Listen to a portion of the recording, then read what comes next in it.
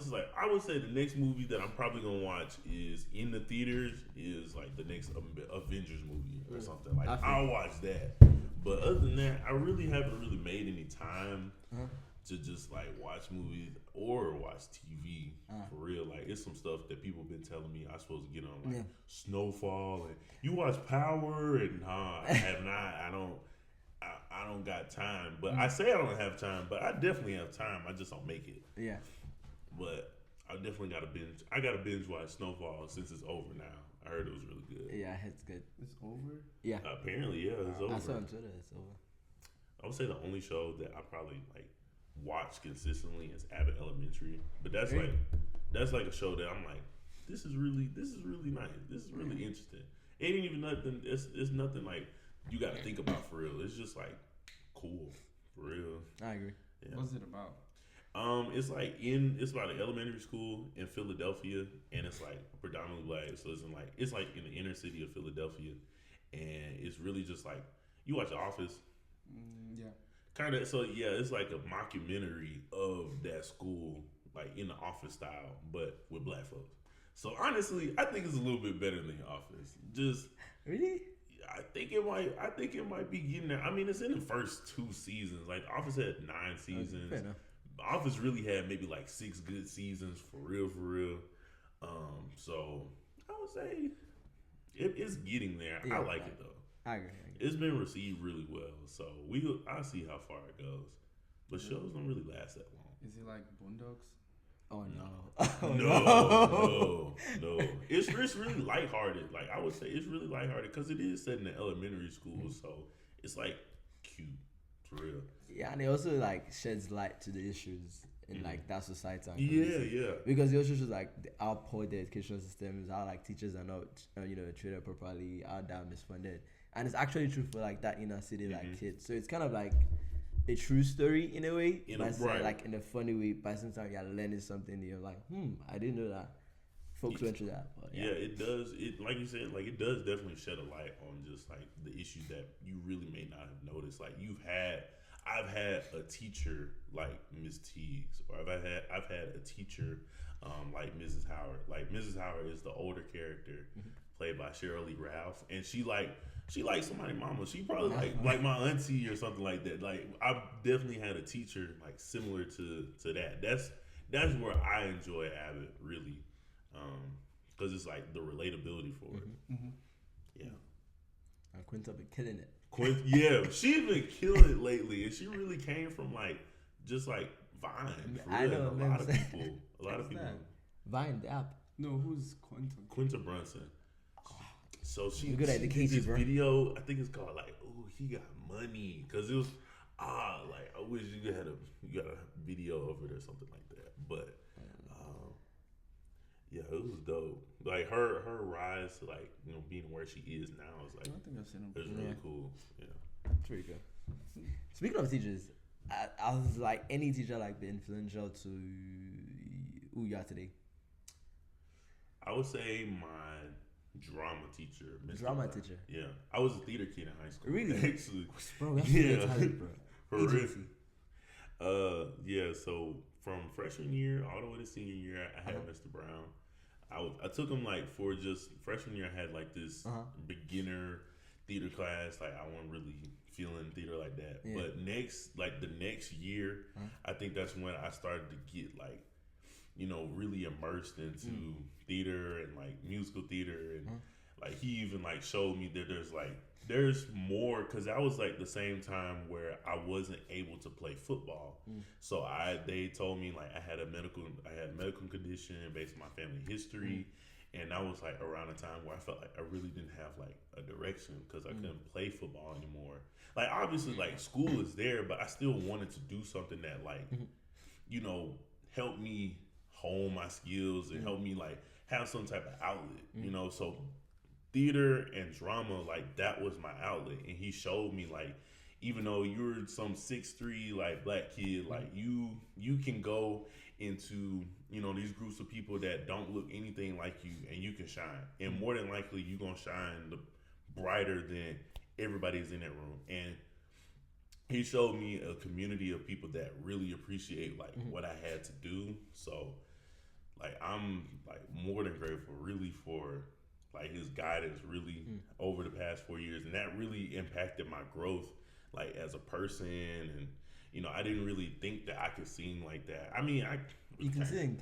I really can't like sing, I can hold a note, you know what I'm saying? But I never thought I'd be like, being a part of plays or, doing stuff like that, before I got to high school. So I big props to Mr. Brown for that, really. So you're a musical guy.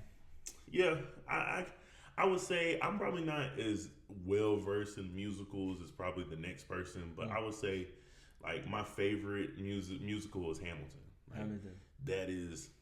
That's like my stuff, right? Like it really has like a good mix of like, yeah, it's musical theater and the style of all that, but it's rap.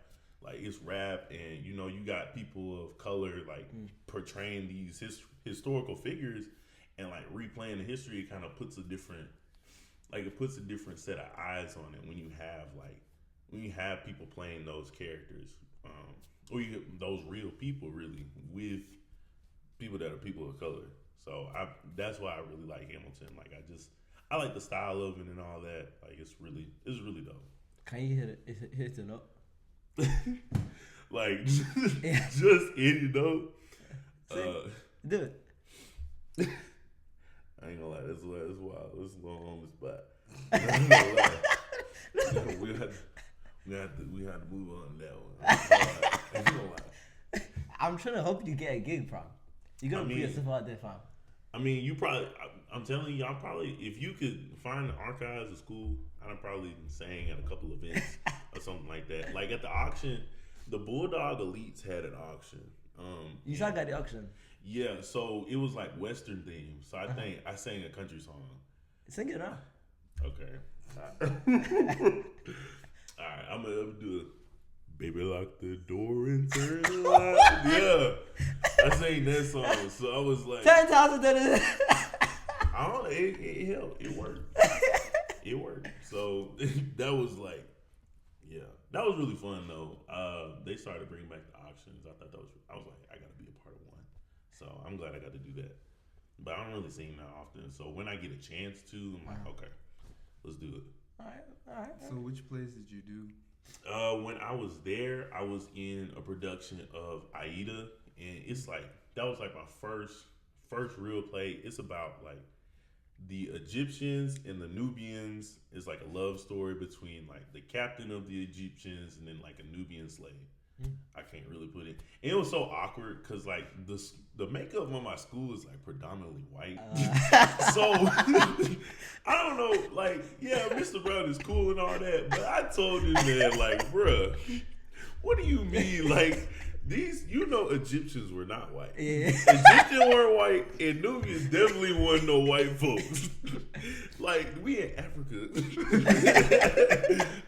Bro. I tried his blade. But it turned out really well. It's like on YouTube. I gotta find this. It's on YouTube, man. Baker High School, Aida. Like, bro, that was like my first time like singing and all that stuff. Thank God, like at least like the lead Nubian girl was like black, so that helped. And then I moved on. I went to like did stuff in like the community. So my first like community play was Matilda. Matilda was really dope. Like it was predominantly like it was all kids. So obviously because that's what Matilda's about. But I was able to play like one of the big kids. So it was cool like to do a community theater production with like older people, like as opposed to like high school where you just got everybody that you go to school with, but you got people that's like 60 all the way to like 5 like in the play. So it was a really dope environment. It was very welcoming. Like I would say theater is probably one of the most accepting and welcoming environments that you could probably put yourself in. Like they don't care if you're black, they don't care if you're gay, like they don't like they're really welcoming people. And then we was like no white people for real that were like the main, like Troy, Gabriella, Sharpay, Ryan.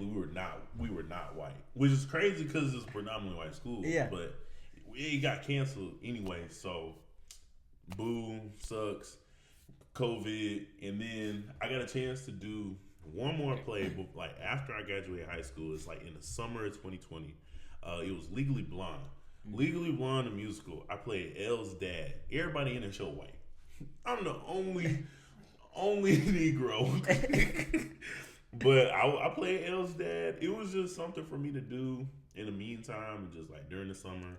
Like I was just working and doing play rehearsals. So I'm glad I got to do that. Hopefully, like this upcoming year, they really start to do a lot more with the theater department. So my plan is at least next year, since I have like a lot of I'm telling you, so I can't be the vice president anymore for SGA. I got so much time on my schedule now, bro. You say what? We're gonna talk about that, but go ahead. Yeah, so I got time on my schedule. So more than likely, I'm probably gonna do something with the theater department because they piqued my interest, and I wish that I wish that they were there a little earlier, like in my time at college, so I would have started with them earlier. But stuff happens, so yeah, it's cool. So have you ever been to any of the Bulldog Player productions? I was supposed to go to the Wiz, but I had a scheduling conflict, and the day that I bought my ticket for was the day that I couldn't make it. I did it on accident, and then the other tickets they sold out. So I was like, bro, it's over with. So, but this upcoming, I went to see When the Timelines Meet, and that was actually really dope. So it was just like a collection of selections, from it was a Black History show, so it was just like a collection of selections from I think the director was Danita Jones. She did really well because she wrote the whole thing. Had one selection that really stuck with me was Emmett Till and Trayvon Martin. I lost, but they obviously didn't say who they were, but you could see because it was a guy with a hoodie and it was like a young boy, and they were just talking to each other, and they were just essentially talking about what led up to their death or what was going on until they died. But they're kids, so they're really just it's innocent, really. So it was really sad, and then they sitting there chopping it up for real. And then you got their moms on each side, and they're calling, because they just found out, and it's really the whole room is silent. I'm this is wild. That really had me that was one of the many times, the few times that it had me choked up in there, really, because it was that's some really deep stuff. When they started talking, they started okay, where is he at? I need to know. And then the look of the realization that they both had, and then at the end, they introduced them. They said, okay, well, I didn't get your name. And then I say oh, I'm Emmett, or I'm Trayvon. And then that ends it. I'm dude, that's deep. It was really good. I would say I was very impressed with the production. It definitely pulled on some heartstrings. So it is something I want to be involved in for sure. Yeah, you should definitely get locked in with Emily. She was just on the show, and she told us about how we have so many plans coming on. So you can definitely talk to us. I have a question though. So it's for everybody to. I'll just be having questions. But anyway, if you could describe a character that portrays where you are in life right now, who would it be? Any movie. That's wow, that's really tough. I'm gonna say, golly, that's a really good question. I actually don't know. I don't know. I would say I'm gonna be very general and say Peter Parker or Spider-Man. So Peter Parker, he has there's two different sides of his responsibilities, but letting those two responsibilities clash is what causes most of his problems for him. Like the problems when Peter Parker become, they can stay the problems for Peter Parker, but once they become Spider-Man, once it become problems for Spider-Man, then that's where most of the conflict is. Like more than likely it involves someone in Peter's life, but as long as he needs to keep that separate, but he can never really keep that separate. So I would say for me, like where I'm at in my life, like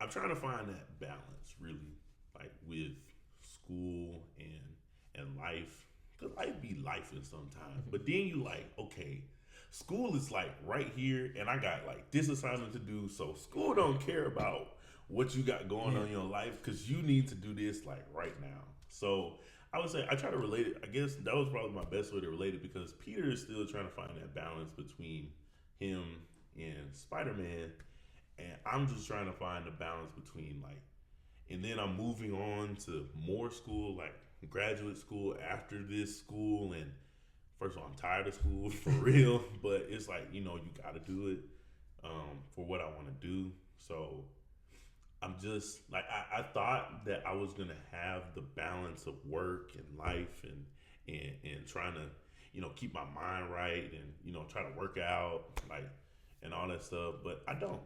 And I mean, I'm still working on it, but I'm getting there. I'm getting there. I'm working on that balance. I'm figuring things out, but that's really just what I've figured out what college is really about. My mom will tell you that. My dad will tell me about that, but it's like, you don't never really understand it until you figure it out for yourself. Like you figuring out stuff on your own. So it's interesting you mentioned Peter Parker and not Spider-Man, and you didn't say nothing about webs. I mean, because that's what it is. That's what I love about the character so much. Because it's really like that can be any person. Like Peter Parker can be any and that's what Stan Lee said. Like that's like he could really anybody can wear that mask. It don't matter if you black, white, you got a disability, like anything. Because Peter Parker is not like Clark Kent. It's not like this huge 6'4" guy that has a really good job, has a smoking hot wife, and this, that, and third. He's not Bruce Wayne. He's not a billionaire, philanthropist. Peter Parker is just some dude in an apartment, a terrible apartment that's got bills to pay. And, all he's trying to do is make sure that his family is straight. But he just so happens to be this, superhero. So that's what I really like about the character of Peter Parker so much, because he's really like the everyman. Do you feel like you play like a Two-Face role anytime? I wouldn't say that I had to play like a role of Two Faces. That's where the similarities end. I wouldn't say I have to play Two Faces, but it's more or less like I still have to be a different Christian in certain environments that I'm in. Obviously, I can't be the same Christian that,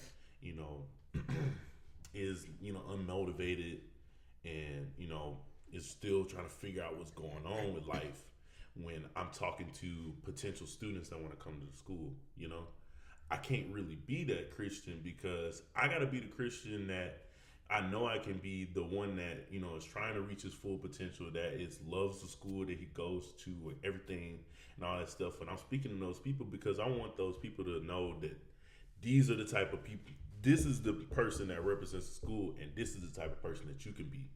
So I try to be, so I guess you could say it's like a Two-Face. I'm not, it's still some stuff that I'm figuring out, but I know what I can be.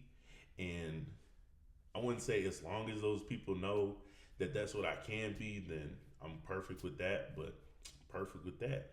Because, I mean, it's there. It's just some stuff that you can't see. Everybody can't see everything. You just can't see the sleepless nights. You can't see all of that stuff, but it's there. But I'm going to show you the success. I'm going to show you, everything that is prettier to see than the stuff that's uglier to see. So how do you take the pressure off? my support system really, like I had the best support system in the world for real. Like my mom, I talk to her every day. I ain't called her yet. I'm gonna call her. Like she's been through it. Like she'll tell me like, oh, I've been where you've been before, and like when your parents tell you like, I've been where you've been before. I've been in your shoes. Like you like, bro, what are you talking about? Like you haven't, but you start to see like when you actually experience that life. Like yeah, they've been there. It just took you to realize like, okay, at this particular point, this is what they said. Like I'm actively recalling like stuff my mom said when I get into situations, and that's just really something I appreciate so much about my mom. She has experienced so much life that she can be able to pour, you know, as much she can into me, so I can know what to do. My mom, my dad, my stepdad actually, he's my stepdad, but it's my dad. Like he came into our life probably about like 10 years ago now at this point, and it's really just like he's been able to be like a rock. So, you know, I would say I go to my mom more for advice, but my dad is like there just like, you know, just for the extra reassurance though, I would say. And then like my friends here, like I don't know, like I put a really good group of people around me. God really put a good group of people around me, like people that are, excuse me, like-minded, and they want to, you know, do something with their lives, and like we build each other up. Like I don't have no time for nobody that's got anything bad to say about me, man, or bad to say about themselves, or bad to say about other folks, because that's just not the type of environment I'm trying to be in. I'm trying to be in an environment that's conducive of, you know, positivity and success and, you know, things of that manner. And I have been, you know, blessed to be able to be around those type of people that have created that environment for me. So I would say what has kept me up is like my support system, like my people. Sure. You mentioned like friends. What would you say attracted those sort of people to you? You know, they didn't just come like that. Like, how did that happen? How did you attract them? You know, I think about that all the time. Like what did I do? Like, what do I do to like, you know, be able to like attract these people, like to have people gravitate towards me? I don't know. I just stay out the way. Like for real, I stay out of folks' business. I mind my own, and I just want to be happy. Like I feel like that comes with me being a people pleaser. I just want other people to be happy, and that makes me happy. Like people really do energize me. So I really just like I try to, you know, do whatever I can to make sure that, you know, people feel welcome around me. People feel like there's somebody to talk to in me. So I guess I could say that's probably why people seem to like me. You mentioned you're a people pleaser. Does it ever get to a point where you're like overly like, you know, pleasing people, and like how do you set that boundary? So what was I saying? So I guess with people pleasing, like that really came from like my childhood.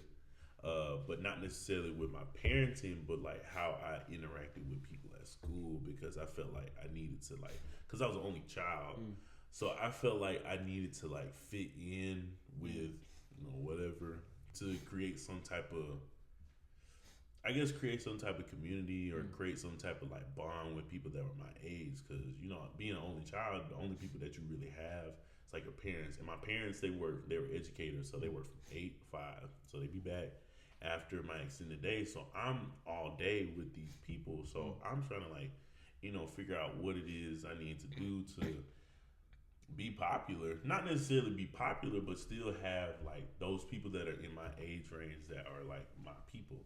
So I guess that's probably something that definitely more so in middle school, for real. Like even when I got a new brother. I had 2 brothers.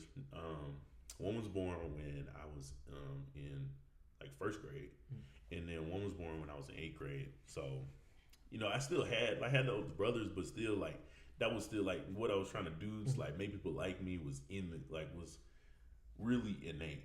And then I was a little heavier kid, and like I was, you know, a butt of a lot of jokes and all that stuff. And like now I I don't give a shit about that. Like for real, like that ain't nothing. Like being a bigger kid, like people will throw some stuff my way now. I'm like, okay, that's it. Like I'm pretty sure I heard everything in the book, but like I think that I wanted to do, like I said, whatever it took for me to be accepted. But once I got into high school, like that veil, just like I didn't care. Like I'm gonna be who I want to be. I'm gonna say what I want to say. I'm gonna wear what I want to wear. I was in theater. Like I'm some big black dude in theater. Like there is literally nothing you can say to me. Like I'm subject to everything. I put myself on the stage. Like that is like the biggest form of judgment. You put yourself in front of all those people and you could bomb. And that's what probably dropped it for me. But obviously like now it's still in you. Like you want to try and make people happy and all that stuff. But I try to do it to a healthy extent. Why did switch in high school? Like was it just like a flip or like I guess it wasn't really point? It wasn't really like a flip, but I would say once I started getting involved in theater and once I immersed myself more, you put yourself in front of people like every single day. You make yourself subject to other people's opinions, and then you start to realize like these other people's opinions don't matter. I say this, and anybody who may know me will hear me say this, like everybody has an opinion, like everybody has a butthole, and they all stink. So of course, like some people's stuff gets to you, but like I don't care. Like you got an opinion, like that really doesn't do anything for me anymore. So I'm still very, conscious of my craft and all of that, like as we all are really. But I would say like if I like it, and my mama like it, then we cool. That's about it. But you also mentioned in high school you were the butt of the joke. So how did that affect you mentally, or like did it even affect you mentally, and like how do you kind of like heal from those scars, or do you just like leave them unhealed? I kind of just, in a way, I thought because I was bigger and I was always surrounded by people that was like smaller than me, that I was like the least desirable. But I was probably just like the least desirable to middle school / high school standards around those people that were like, smaller than me. But like, bruh, I got in college, that don't mean nothing. Like even in high school, it was just like everybody's like scared to say like what they really feel about somebody else. So like my perception of my desire, not necessarily my desirability, but like I guess my desirability, like how I thought other people perceived me because I saw other people getting attention, was basically like I just put that on myself, like, oh well, I guess don't nobody want me for real, because like ain't nobody outwardly pursuing me. But that's really not the case. Like it's just like people just are scared sometimes. I find out like people from high school, like they interested like now, like or they was interested in high school or something like that, but they just didn't know how to say it because it's just like people are scared. So I would say it affected me in a way of like how I perceive myself, like as a bigger person. But like now, like in college, like I know who I am. Like I've done a lot better with like confidence in myself, and also that came with like being in theater as well, because like you got to build yourself up if you want to put yourself out there in front of all these people. So I would say like that has built me up to the person I am now. I'm a lot more confident in myself, and like other people's opinions of me. If you don't want nothing to do with me, okay, cool. There's like 3 other people that do. So it ain't. It definitely. I would say as far as a healing from it comes, it's just really self-realization that these opinions don't really matter in the long. As long as, like I said, as long as I like it, my mama like it, we cool. That's about it. So you also, I'm just kind of curious though, all the things you're involved in on campus, everything you've accomplished, is it from a factor of wanting to make people like you or to become more desirable, or is that just I just want to do it, or like where does that like sort of motivation kind of stem from really? I've always been like I wouldn't even say it was to get people to like me. like my parents have always instilled in me like there's more to there's more to just being a student. Like there's more to just going to school and taking classes and all that stuff. And like being in college, like I knew like there is no way I'm just gonna be a student that just does stuff here. Because when you're bored and all you gotta do, and thank the Lord that I was able to work. I mean, I didn't have to work as much. I had scholarships, that were able to pay for my school, so I didn't have to focus too much on having a job, which is something that my parents like they didn't have that privilege. So they was like, make sure like you do.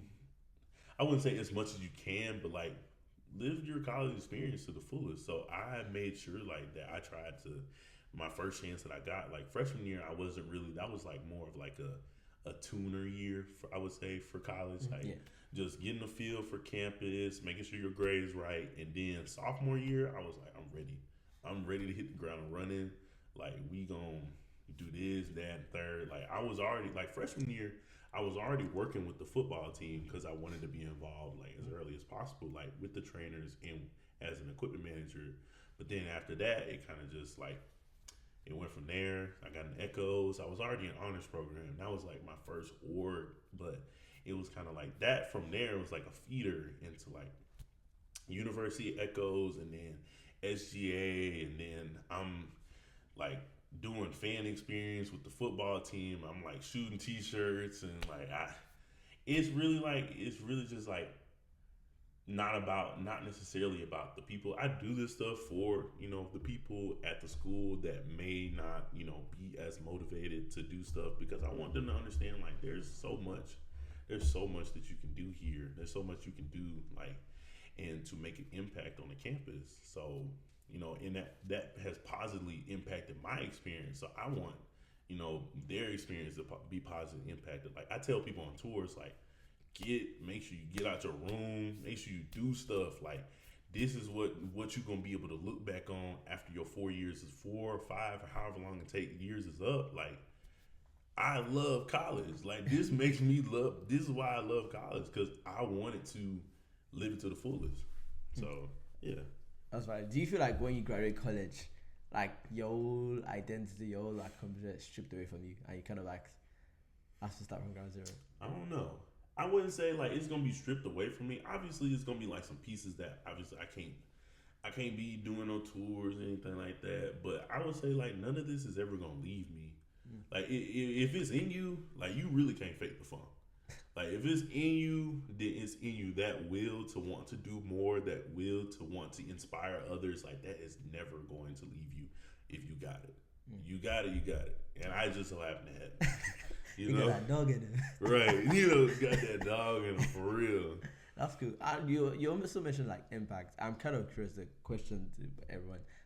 If you had like a magic wand to make whatever impact on the world, what would that be?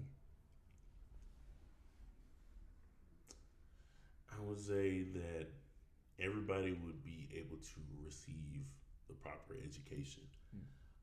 Because education is something that you cannot take away from people. Like that's the one. You can take away money, you can take away food from people, but if you cannot take away education from people. And when I say the proper education, because a lot of people do not receive the proper education, especially in America. Like there is a lapse between, because based on certain factors, maybe it's socioeconomic or race or anything in that manner, like they may not receive the type of education that one sector of say one sector of a city, as opposed to this other sector of the city that got a little bit more, that's a little bit more lighter, there's a little bit more affluent. I would say if everybody is able to receive a proper education, then I would say like I think the world might move a little bit better. I think when everybody is properly educated about the things that they need to be educated on. And I don't know what to a certain extent. Some people may not even have to go any further than like a general high school education, but a lot of people don't have that. So I would say like some people might be in better positions if they had that proper education, like better position in life if they had that. So I would say, yeah, everybody has some type of proper education. How do you think education has helped you?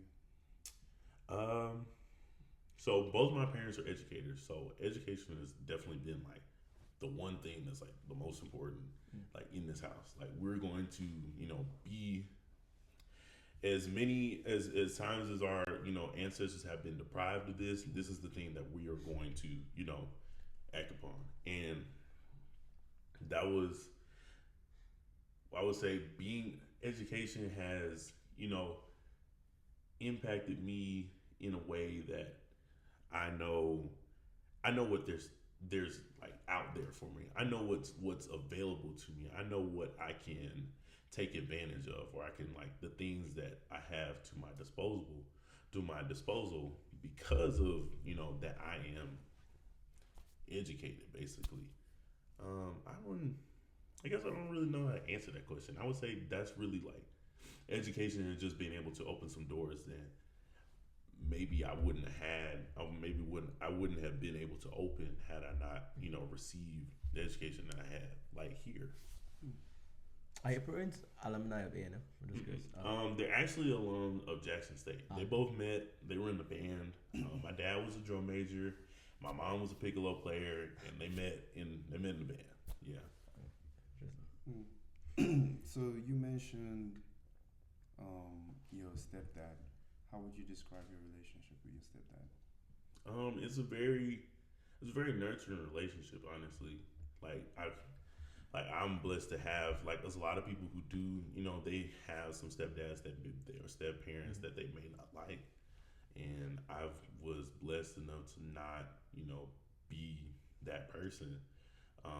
My stepdad, he came from a very similar situation. Like, his dad had passed away when he was young, and he didn't necessarily have a person that stepped up for him. So it was really like when he was dating my mom and me and my brother were there, it was like that didn't matter, really. Like, that wasn't no barrier for him or anything like that. Like, he latched on to us like that was his own. Like, I remember, like, he was calling us his kids, like, early on, like when, like even when, before, like, they got married, So I knew from then, like, the way he really, latched on, like, that he embraced us and my mom, and, was just, like, a real big help for, like, that time in my life, So, like, our relationship, I would say, is very nurturing, and, like, I speak to him on a regular basis, and, like, I'm really thankful for, what he's really done for me, like, growing up. So, yeah.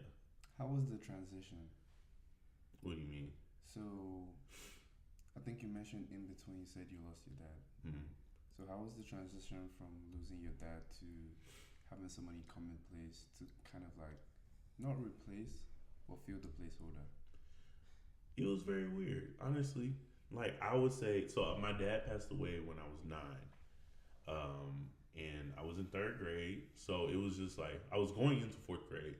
So, it was really tough. But I was also very young, so I still wasn't really able to, like, process it properly because I didn't really know how to process my emotions. Like, now, I feel like I am now processing my father's death. And only because I'm able to, like, understand, like, this is why I'm feeling this. Like, why am I feeling this? This is why. Okay. And so maybe a couple years pass, and I'll say when I'm in 5th grade now, and my mom meets this guy, like, at her, at, like, some charity party or something like that. And they start dating, and they're around and all that stuff. And I'm like, who is this dude? Like, like, who's this guy? But he's dope. Like, he's real cool. Like, I didn't have no problem with, like, you seem like he was, you have some people who may not, like, may be on the defense mode about their parents. And, like, of course I'm defensive of my mom. Like, that's my mom. Like, but I trusted him. Like, it didn't take me that long for me to be able to trust him. So the transition, from having him there in my life now, it was like it was odd at first. It was very weird because like we at one point we was like when we moved to Mobile. So I lived in Tuscaloosa originally. We moved to Mobile after maybe like my fifth grade year. So we were in Mobile, and at one point we were living together. So we were basically like operating like a whole nuclear family now. So it was like almost a seamless transition, but it was like different still. Of course, like it's just a different person, but I think he and my mom, they just kind of like they made it for us. They made it like better for us, my brother and I, to understand like this is just where it is. But like I said before, like I'm really thankful that like he even made that transition so seamless for real for me at that time. I don't even think they understood. I don't really think that I've ever talked to them about that. Like this is so weird, but I'm so glad that it wasn't like bad, Yeah. So, Yeah. But speaking of fatherhood and stuff, do you have any take or like thought like the importance of fatherhood in life? Because you had like this sort of pocket of like void where like there was no sort of father figure, and you cannot see both sides of the coin really. So do you care to speak on like the importance of fatherhood and how it shapes both male and female? To be honest, I would say, like, it is very important. I would say to, like, since I wasn't without my dad for long, but I still like at one point my mom was a single mom.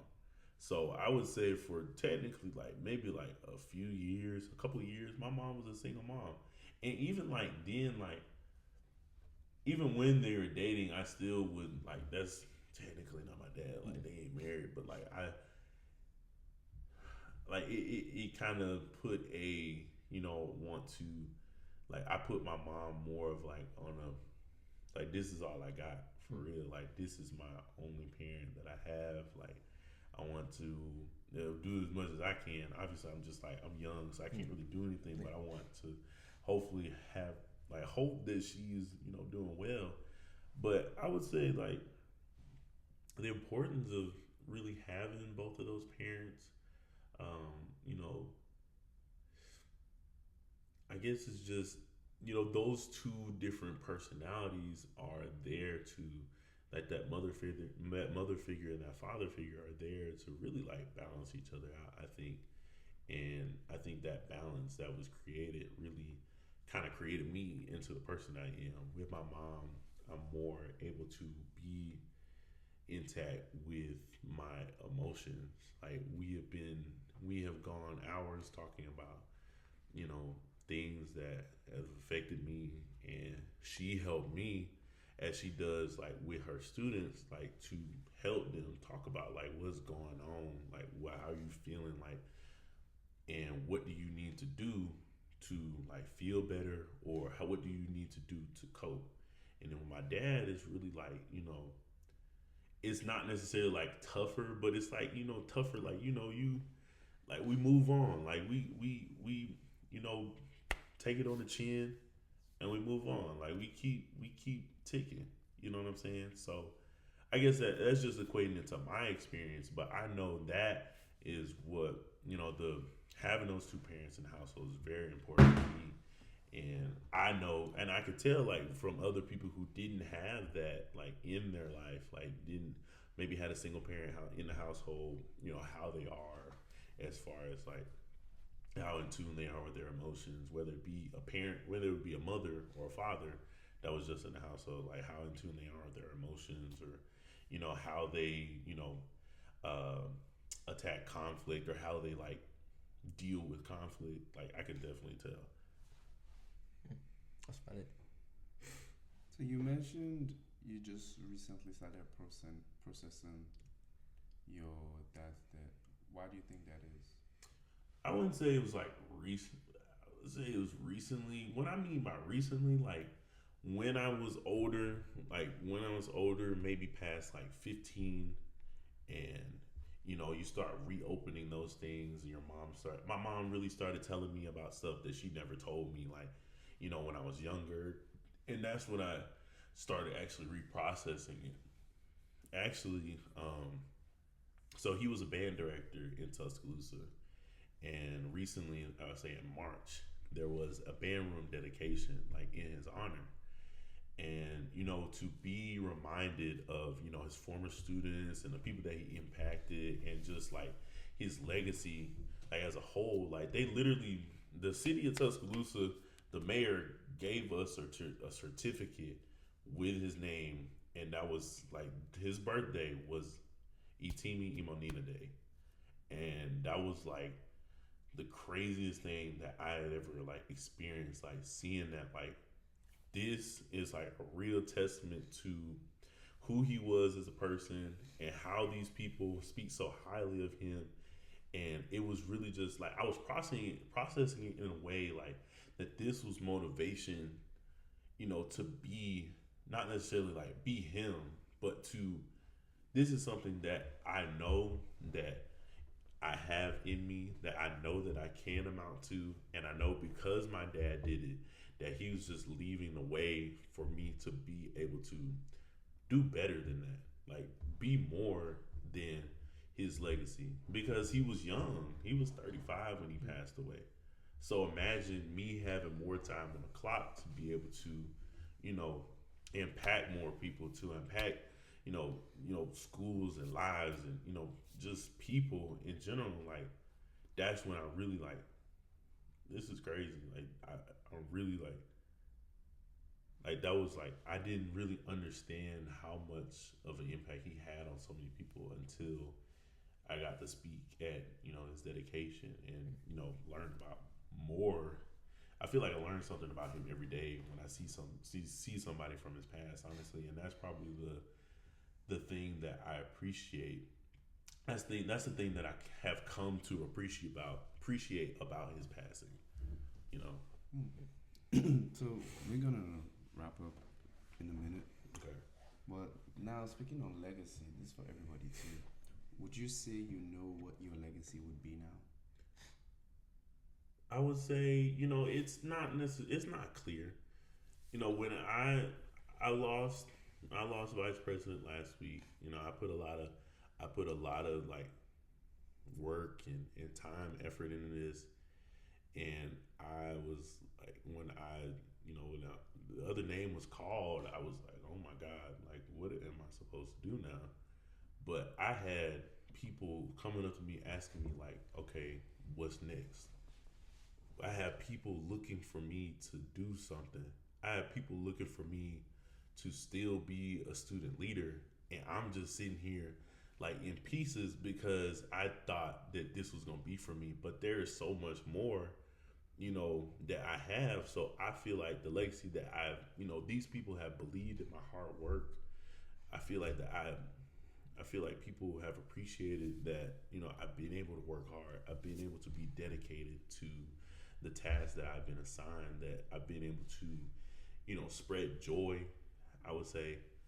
And these are just things that like people have like told me, like they appreciate like how much like, the things that I say, it may have like put a, made them feel better or made them appreciate things a little bit more. So I would say like I think it's not clear, but it's become a little bit clearer when I was like uplifted in a loss. Basically,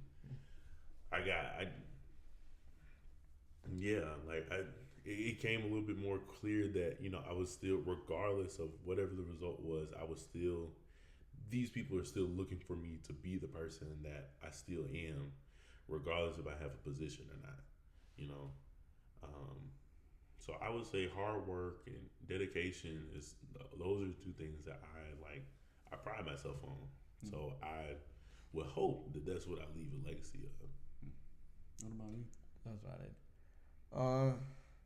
Yeah, probably someone that brings a smile to some people's face and making an impact in whatever community I find myself in, mm-hmm. and just being a good person in general, like a genuinely good person, and again, big on the community, like wherever I can help, I should be know that this was the person that had my back, in a small scale and in a grander scale.